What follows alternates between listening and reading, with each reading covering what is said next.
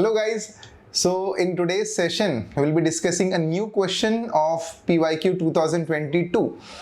Now in this particular question easy था, it's just that आप लोगों को कुछ एक if you apply some logical reasoning, logical integration of the various topics, तो attempt करना कोई बहुत ज़्यादा tough नहीं था इस question को, ठीक है? चलो डिस्कस करते हैं. I'll tell you some of the tricks as well how to integrate things together, which is very important in answer writing for that matter. तो क्वेश्चन था describing the distribution of rubber producing countries indicate major environmental issues faced by them. तो सबसे पहले इस particular question को दो part में divide किया जा सकता है. एक describing distribution of rubber producing countries and second is major environmental issues.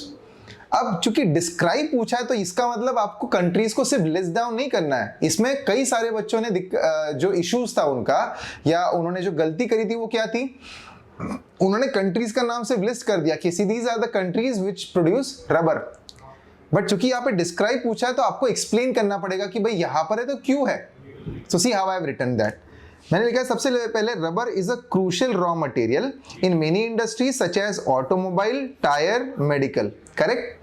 As rubber is a tropical crop, mostly it is grown in tropical regions like Thailand, Indonesia, Malaysia, India. Now see, introduction as I always say need to have value addition into it. अब value addition क्या है इसमें, मैंने यहाँ पे बताया कि वो किन किन इंडस्ट्रीज में यूज होता है. इसी के साथ साथ ट्रॉपिकल क्रॉप है ये भी यहाँ पे बता दिया. And which countries are producing those rubber, that is also I have suggested. इसके बाद the smart way will be to draw diagram and to show the regions of rubber producing regions. Important है वो diagram के, इसमें अलग से marks है. कई सारे बच्चों ने नहीं ड्रॉ किया था, you have to draw it. तो मैंने एक वर्ल्ड मैप निकाला और वहां पर मैंने रीजन शेड कर दिए जहां पर मैंने नाम बता दिए कि भाई south east Asia, west Africa, Amazon basin. It's extremely important that you label your diagram, that's very important. तो यहां पर मैंने एक बॉक्स निकाल दिया. अच्छा, और एक बात, छोटी सी बात है ये, बट ये भी ध्यान में रखना है कि your diagram should be very systematic. उसकी रिस्पेक्ट करो. जैसे आपने ऐसा नहीं छोटी सी डायग्राम कहीं पे निकाल दी और उसको कोई लेबलिंग नहीं की, कुछ नहीं की. नहीं, मैं मेरी डायग्राम निकालते हुए कैसे निकालूंगा, पहले मैंने डायग्राम निकाली, then after that I have made a box over here. देखो आप बॉक्स बनाया हुआ है, फिगर को नाम तक दिया हुआ है कि what is this figure all about, rubber producing region. पता तो चले किस चीज की डायग्राम है. तो ये एकदम नीट काम लगता है. अब आपको लगेगा कि सर टाइम बहुत जाता है इसमें, ऐसा नहीं है. प्रैक्टिस करने से दिस इज पॉसिबल. डिस्ट्रीब्यूशन के बारे में अगर बात करें तो मैं कैसे क्या क्या लिखा, देखो डिस्ट्रीब्यूशन डिस्क्राइब करके लिखा हुआ है. Tropical climate, abundant rainfall, suitable soil in Thailand, Indonesia, Vietnam, enhanced rubber production. अब बात समझो, मुझे ये डिस्क्राइब करने के लिए कि कौन से कंट्री में रबर प्रोडक्शन होता है या रबर क्रॉप है और उसके कंडीशंस क्या है, इसके लिए मुझे कोई अलग स्पेसिफिक उस रीजन की इंफॉर्मेशन होनी चाहिए नहीं. My concern should be I should know the locational factor. मुझे पता होना चाहिए कि भाई रबर प्रोड्यूस करने के कंडीशंस क्या क्या है. मुझे पता है कि रबर जो है सिर्फ ट्रॉपिकल कंट्रीज में उगाया जाता है. सिंपल लॉजिकल बात है यार. इंडिया इज थर्ड और fourth largest country in terms of production of rubber. अब आपको लगता है क्या कि टेम्परेट रीजन में रबर प्रोड्यूस नहीं किया जा सकता? भाई टेम्परेट रीजन में भी रबर प्रोड्यूस किया जा सकता था. और the European countries are so much developed in terms of their technology, तो उनका रबर प्रोडक्शन अगर वहां पे रबर प्रोड्यूस किया जा सकता तो वो कई ज्यादा आगे भी हो सकते थे. तो there is one concept which comes into my mind is, अगर इंडिया इतना आगे रबर प्रोडक्शन में, which is a cash crop, food crop में तो वी आर देयर है ना, there is no doubt about it, but किसी कैश क्रॉप में अगर हम लोग आगे, इसका मतलब कहीं तो एक नेचुरल फेवरेबल कंडीशन हमें मिली हुई है. So that particular natural favourable condition is tropical region. तो ये ट्रॉपिकल क्रॉप है. दूसरा, इसके ग्रो करने के लिए बहुत सारी रेनफॉल चाहिए. टेम्परेचर 28 से 30 डिग्री के आसपास होना चाहिए. So these conditions and yes, soil also should be favourable. तो लैटराइट सॉइल, करीब जो लाल पत्थर की सॉइल होती है वो ज्यादा फेवरेबल होती है इसके ग्रोथ के लिए.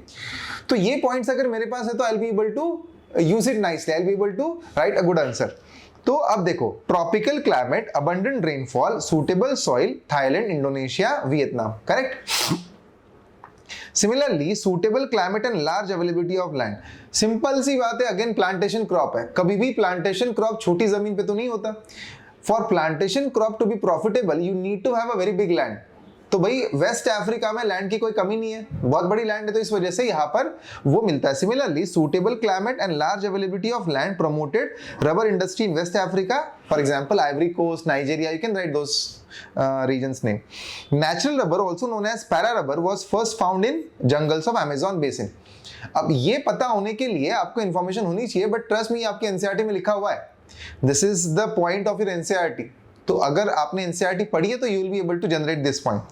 Cheap supply of labour, coastal region, varied climatic conditions are the region in India and China. अब आप समझो इंडिया की सबसे बड़ी खासियत है यहाँ का चीप लेबर, करेक्ट?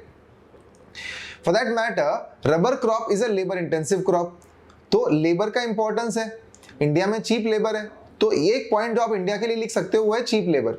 देखो यहां पर डिस्क्राइब करना है आपको कि कौन से लोकेशन में है और क्यों है, तो सब जगह पे सेम पॉइंट्स लिख दोगे कि थाईलैंड में भी अच्छे क्लाइमेट की वजह से, इंडिया में भी फेवरेबल क्लाइमेट की वजह से, वेस्ट अफ्रीका में भी फेवरेबल क्लाइमेट, तो वो एकदम मोनोटोनी हो जाएगी। तो आपको अपने पॉइंट्स को स्कैटर डिस्ट्रीब्यूट करना है। तो आप अगर ऊपर थाईलैंड के लिए लिख रहे हो कि गुड क्लाइमेट, तो नीचे वेस्ट अफ्रीका के लिए लिख रहे हो बिग लैंड, तो इंडिया के लिए लिख रहे हो more labor availability. For that matter, rubber crop also demands lot of water. तो Thailand और equatorial Southeast Asian countries, वहां पर equatorial rainfall is also one of the reason. You could have written that. समझे? तो इस तरीके से describe करना है। Then after that environmental issues लिखना है। अब एक बात समझो कि अगर कहीं पर उन्होंने इश्यूज पूछा है, तो भले ही उन्होंने उसके सॉल्यूशंस नहीं मांगे आपसे, बट फिर भी आपको सॉल्यूशंस एंड में लिखने ही पड़ेंगे, ठीक है? अब ये क्वेश्चन पूछ रहा है environmental issues associated with rubber, तो it's very obvious that you have to come out with some of the solutions for that. तो मैं सॉल्यूशंस कैसे लिखूंगा? एनवायरमेंटल इश्यूज में क्या है? Deforestation in South east Asia threatens valuable ecosystem and species habitat such as orangutans in Indonesia, है ना? Orangutans in Indonesia is one of the reason. अब देखो मैंने लिखते हुए क्या सोचा था यहाँ पे कि इट्स वेरी ऑब्वियस कि rubber is a plantation crop, forest areas में लिया जाता है, तो डिफॉरेस्टेशन के बिना तो पॉसिबल ही नहीं है। साउथ ईस्ट एशिया में जो कंट्रीज है वहां पर डिफॉरेस्टेशन होता है, तो वहां फॉरेस्ट पे रहने वाली जो प्रजातियां हैं उन पे इंपैक्ट पड़ेगा। तो जैसे मंकीज हो गए, है ना? You can also write about some of the birds, snakes, they will get affected because of the deforestation, है ना? इसी के साथ साथ और पॉइंट क्या आता है माइंड में? Land fragmentation is also one of the issue. Land fragmentation होगा तो जानवर और आदमी जो है, animal man animal conflict would increase, this is also one of the point which we can generate. अब ये पॉइंट्स जनरेट करने के लिए आपको कोई अलग इंफॉर्मेशन होना चाहिए क्या? नहीं, but you have to connect various things together. Improper disposal of rubber processing chemicals contaminates water bodies and soil. Again, ये पॉइंट ऐसा कहीं था, ऐसा किसी बुक में लिखा था, ऐसा नहीं है, but I could generate this point क्योंकि मुझे पता है कि रबर इंडस्ट्री है भाई, इंडस्ट्री है वो, उसको प्रोसेस करने के लिए किसी न किसी केमिकल की तो जरूरत पड़ेगी। So for that reason if the rubber production regions are producing regions are there, वहां पर water contamination because of this chemical sewage would be there. Ground water contamination भी आप लिख सकते हो। Intensive rubber cultivation deplete soil fertility and contributes to erosion, है ना? Thailand में लिख दिया कि थाईलैंड में soil degradation due to rubber monoculture. कहीं कहीं पे थोड़ा सा अगर आप लॉजिक लगाओ तो आपको समझ में आएगा कि अभी जैसे मैंने लिखा है थाईलैंड में सॉइल डिग्रेड हुई है बिकॉज ऑफ रबर मोनोकल्चर। ये जाहिर सी बात है, इंडिया में भी होता है, रबर मोनोकल्चर की वजह से सॉइल डिग्रेड हो जाती है ना? तो आप इंडिया का एग्जांपल लिख दो, थाईलैंड में भी होता ही होगा ऑब्वियसली। फिर तो जहां पर भी रबर क्रॉप है वहां पे मोनोकल्चर की प्रॉब्लम है। तो भले ही मैंने कभी पढ़ा नहीं है कि थाईलैंड के लिए मोनोकल्चर होता है, but still you can safely right that one, ठीक है? तो this is something which you can always use in your points, that is always there. Example generate करते आने चाहिए, है ना? Rubber production contributes to greenhouse gas emission due to deforestation and energy intensive processes. High water usage in rubber cultivation strains local water resources such as groundwater depletion in South India, है ना? Burning of rubber trees at the end of their productive cycle leads to release of harmful chemicals. अब this was the point which I knew कि भाई जब उनकी life cycle खत्म हो जाती है तो उनको जला दिया जाता है और उससे बहुत सारा पोल्यूशन रिलीज होता है। एंड मैन एनिमल कन्फ्लिक्ट की बात जो मैंने आपको बताई, तो these are the points which I could generate, जिसके लिए मुझे अलग से बहुत बड़ी इंफॉर्मेशन पता होनी चाहिए थी? No, not necessary, है ना?